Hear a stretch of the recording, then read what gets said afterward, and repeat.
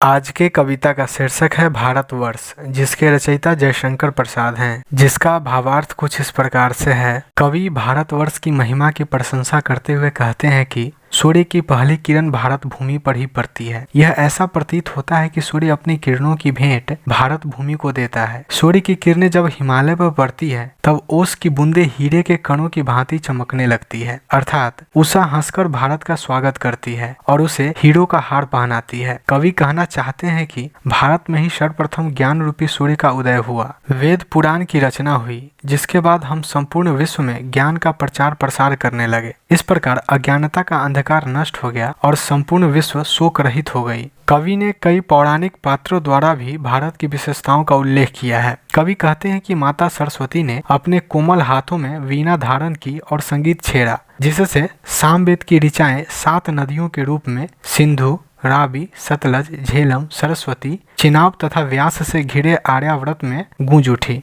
आदि पुरुष मनु ने प्रलय के बाद सृष्टि को बीज रूप में सहेज कर खत्म होने से बचाया। महर्षि दधीचि ने राक्षस वृत्रासुर के संहार के लिए तथा मानव जाति की रक्षा के लिए अपने अस्थियों का सहर्ष दान कर दिया। दधीचि की हड्डियों से ही देवराज इंद्र ने वज्रास्त्र बनाया, जिससे वृत्रासुर का संहार संभव हुआ। इस देश में मर्यादा पुरुषोत्तम राम जैसे महानायक का जन्म हुआ, जिसने वनवास जीवन से हार नहीं मानी, तमाम कठिनाइयों, मुश्किलों, अड़चनों आदि का सामना किया तथा वानरों की सहायता से समुद्र पर सेतु का निर्माण किया, लंका पर चढ़ाई की और अत्याचारी रावण का वध कर अपने परम कर्तव्य का पालन किया। भारत वैदिक काल से ही दया, उदारता तथा परोपकार की भूमि रही है। वैदिक काल में कर्म कांड के नाम पर पशुओं की बलि दी जाती थी। गौतम बुद्ध ने दया और परोपकार पर आधारित बौद्ध धर्म की स्थापना की और बलि प्रथा का निषेध किया। भारतवासियों ने ही सर्वप्रथम संसार को शांति का संदेश दिया। कलिंग के महायुद्ध के उपरांत सम्राट अशोक ने हिंसा का त्याग किया और बौद्ध धर्म स्वीकार कर अनेक देशों में बौद्ध धर्म का प्रचार किया। उन्होंने अपने पुत्र महेंद्र और पुत्री संघमित्रा को बौद्ध भिक्षु बनाकर श्रीलंका भेजा।